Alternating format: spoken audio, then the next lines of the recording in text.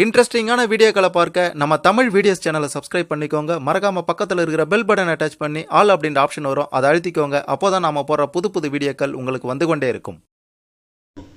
தூத்துக்குடி மாவட்டம் விளாத்திக்குளம் அருகே இருக்கக்கூடிய ஒரு கிராமத்தில் 12ஆம் வகுப்பு படித்து வந்த மாணவிக்கு நடந்த மோசமான சம்பவம் ஒட்டுமொத்த தமிழக மக்களையும் அதிர்ச்சிக்குள்ளாக்கி இருக்கக்கூடிய நிலையில் இந்த சம்பவம் நடந்து இன்றோடு 4 நாளாகின்றது.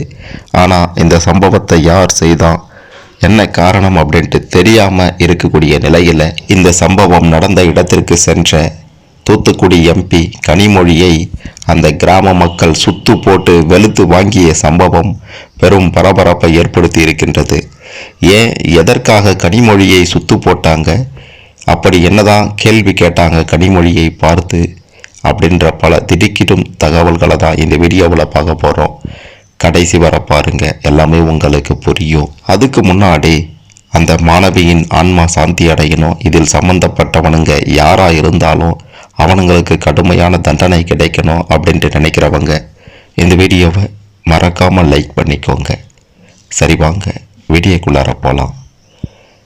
தூத்துக்குடி மாவட்டம் விளாத்திக்குளம் அருகே இருக்கக்கூடிய கிராமத்தில் பார்த்தீங்கன்னா, ஒரு பெண்ணுக்கு கயவர்களால் நடந்த சம்பவத்தை யாராலும் ஏற்றுக்கொள்ளவே முடியாது. இந்த சம்பவத்தை தொடர்ந்து அந்த இடத்திற்கு அந்த குடும்பத்தினருக்கு ஆறுதல் தெரிவிக்க சென்ற தூத்துக்குடி எம்பி கனிமொழியை அங்கு இருந்த பெண்களும் இளைஞர்களும் முற்றுகையிட்டு சிறைபிடித்து வெளுத்து வாங்கிய சம்பவம், கேள்விகளால் துளைத்தெடுத்த சம்பவம் பெரும் பரபரப்பை ஏற்படுத்தி இருக்கின்றது. தூத்துக்குடி மாவட்டம் விளாத்திக்குளம் அருகே இருக்கக்கூடிய ஒரு கிராமத்தில் காட்டு பகுதியில் 12ஆம் வகுப்பு படித்து வந்த மாணவி பார்த்தீங்கன்னா, கடந்த மார்ச் மாதம் 10ஆம் தேதி இரவு ஒரு மாலை வேலையில் அப்படின்ட்டு சொல்கிறாங்க, 6-7 மணி அப்படின்ற ஒரு தகவல் வெளியாகி இருக்கின்றது. அந்த நேரத்தில் இயற்கை உபாதை கழிப்பதற்காக போயிருக்காங்க. அந்த நேரத்தில் தான் அந்த மாணவிக்கு மோசமான சம்பவங்கள் நடந்தேறி இருக்கின்றது.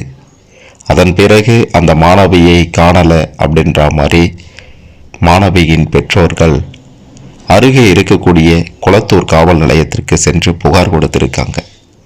ஆனால் அந்த புகாரை அங்கே ஏற்றுக்கொள்ளலை. விளாத்திக்குளம் காவல் நிலையத்துக்கு போங்க அப்படின்ட்டு சொல்லியிருக்காங்க. அங்கே போனதும் அங்கேயும் புகாரை ஏற்றுக்கொள்ளலை. நீங்கள் அந்த காவல் நிலையத்துக்கே போங்கன்னு சொல்லியிருக்காங்க. இப்படியாக மாற்றி மாற்றி அலைக்கழிக்கப்பட்டிருக்காங்க அந்த மாணவியின் பெற்றோர்களும் உறவினர்களும். இந்த சம்பவத்தில் ஒரு காவல்துறை ஆய்வாளரும் பார்த்தீங்கன்னா தற்போது சஸ்பெண்ட் செய்யப்பட்டிருக்காங்க. பிரவீனா அப்படின்ற ஒரு காவல்துறை ஆய்வாளர் இந்த விவகாரத்தில் புகாரை வாங்காமல் அலட்சியப்படுத்தினது. அன்று இரவே புகாரை பெற்றுக்கொண்டு அந்த மாணவியை தேடும் பணியில் ஈடுபட்டிருந்தால் அந்த மாணவிக்கு இப்படி ஒரு சம்பவமே நடந்திருக்காது அப்படின்றது தான் பெற்றோர்களுடைய கண் கலங்க வைக்கக்கூடிய சொல்லாக இருக்கின்றது.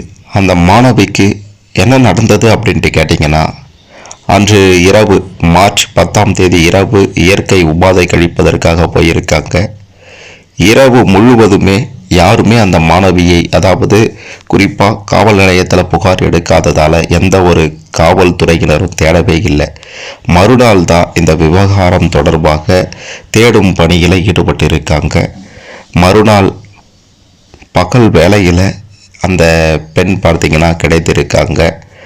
அந்த பெண் காலமான நிலையில் கிடைத்தது ஒட்டுமொத்த குடும்பத்தினருக்கும் அந்த கிராமத்தினருக்கும் பேரதிர்ச்சியை கொடுத்திருந்தது.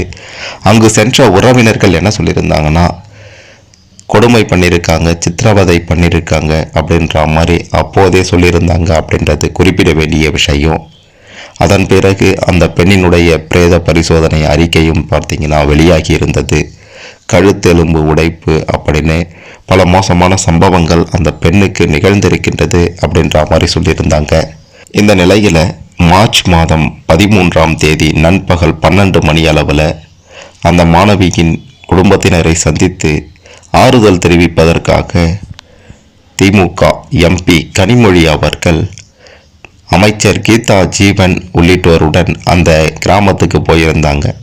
குடும்பத்தினரை சந்தித்து ஆறுதல் தெரிவித்தாங்க.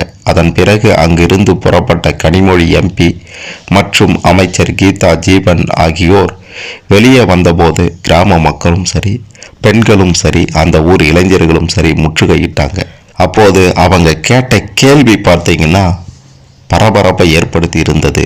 அவங்க என்ன கேட்டாங்கன்னா, நாங்கள் 2 நாட்களாக வீதியில் இறங்கி கொளுத்தும் வெயிலில் போராடி கொண்டிருக்கோம், நேற்று எல்லாம் நீங்கள் ஏன் வரலை அப்படின்ற மாதிரி கேள்வி மேலே கேள்வி கேட்டு துளைத்து எடுத்தாங்க. இந்த மோசமான சம்பவம் தொடர்பாக இதுவரைக்கும் ஏன் யாரையும் ஒருத்தரையும் கைது செய்யாதது ஏன் அப்படின்ற மாதிரி கேட்டு வழிமறித்து வாக்குவாதத்தில் ஈடுபட்டாங்க. குறிப்பாக நேத்தெல்லாம் எங்கே போனீங்க, இப்போ மட்டும் ஏன் வந்தீங்க, சம்பந்தப்பட்டவங்களை ஏன் கைது செய்யலை, தற்போது வரை நீதி கிடைக்காத நிலையில் கனிமொழி எம்பி மற்றும் கீதா ஜீவனை சிறைப்பிடித்து மக்கள் தங்கள் எதிர்ப்புகளை தெரிவித்தாங்க. விளக்கம் அளித்து கொண்டிருந்த கனிமொழி எம்பி ஒரு கட்டத்தில் அங்கிருந்து புறப்பட்டு செல்ல முயன்ற போது இளைஞர்களும் பெண்களும் அவங்கள வழிமறித்து கூச்சலிட்டாங்க. மாவட்ட எஸ்பி மதன் தலைமையிலான போலீசார் தான் கூட்டத்தை கலைத்து கனிமொழி எம்பியையும் அமைச்சர் கீதா ஜீவனையும் பத்திரமாக மீட்டு அனுப்பி வைத்தாங்க. இந்த சம்பவம் அந்த கிராமத்தில் மிக பெரும் பரபரப்பை ஏற்படுத்தி இருந்தது. அதே மாதிரி ஒரு போஸ்டர் ஒன்றும் வைரலாக பரவிட்டு இருக்கின்றது. அதாவது கனிமொழி அவர்களை பற்றி. விளாத்திக்குளம் எங்கே இருக்கு? தூத்துக்குடி மாவட்டத்தில் இருக்கு. தூத்துக்குடி எம்பி யாரு? கனிமொழி. மணிப்பூருக்கு விலக்கு பிடித்த கனிமொழிக்கு இந்த விளாத்திக்குளம் எங்கே இருக்குன்னு தெரியல பார்த்தியா அப்படின்ற மாதிரியான ஒரு போஸ்டரும் பார்த்தீங்கன்னா தற்போது வைரலாக பரவிட்டு இருக்கின்றது. இந்த போஸ்டர் விவகாரத்தையும் இந்த போஸ்டரில் இருக்கக்கூடிய இந்த செய்தியை பற்றியும் நீங்கள் என்ன நினைக்கிறீங்க அப்படின்றதையும் மறக்காம கமெண்ட்ல சொல்லுங்க. சரி, இந்த தூத்துக்குடி மாணவியின் விவகாரத்தில் பார்த்தீங்கன்னா இந்த சம்பவம் நடந்து இன்றோடு 4 நாட்கள். 10ஆம் தேதி இரவு நடந்தது. 10, 11, 12, 13 இன்றோடு பார்த்தீங்கன்னா 5வது நாட்கள். சரியாக சொல்லணும்னா இந்த 5 நாட்கள் ஆகியும் இது தொடர்பாக பார்த்தீங்கன்னா எந்த ஒரு நபரையும் கைது செய்யலை. அதாவது விசாரணை நடந்துட்டு இருக்கின்றதா. இந்த சம்பவம் தொடர்பாக அதே பகுதியை சேர்ந்த ஒரு +2 மாணவனிடம் விசாரணை நடக்கின்றதா. அது மட்டுமல்லாமல் இந்த சம்பவம் தொடர்பாக அந்த ஊர் மக்கள் 4 பேரை பிடித்து விசாரணைகளை இறங்கி இருக்காங்க. அதே மாதிரி வடமாநில தொழிலாளர்கள் 10 பேரிடமும் விசாரணை நடைபெற்று கொண்டிருக்கின்றது. இந்த விவகாரத்தில் தற்போதைய நிலை இதுதான். ஆனால் யார் குற்றவாளி, ஏன் எதற்காக இந்த சம்பவம் நடந்தது, உள்நோக்கம் இருக்கா, பழிக்கு பழியா, இல்லை இந்த மோசமான சம்பவத்திற்கு பிறகு வேறு ஏதேனும் காரணம் இருக்கா அப்படின்ற ஒரு கோணத்திலையும் பார்த்தீங்கன்னா போலீசார் விசாரணையை மேற்கொண்டுட்டு இருக்காங்க அப்படின்ற தகவலும் பார்த்தீங்கன்னா வெளியாகி கொண்டிருக்கின்றது.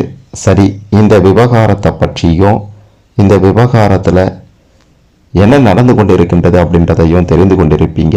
மிக மிக முக்கியமாக கனிமொழி அந்த பகுதிக்கு சென்று அந்த ஊர் மக்களால் சிறை பிடிக்கப்பட்டு கேள்விகளால் துளைத்து எடுத்திருக்காங்க. இதை பற்றியும் நீங்கள் என்ன நினைக்கிறீங்க அப்படின்றத மறக்காமல் கமெண்ட்ல சொல்லுங்கள்.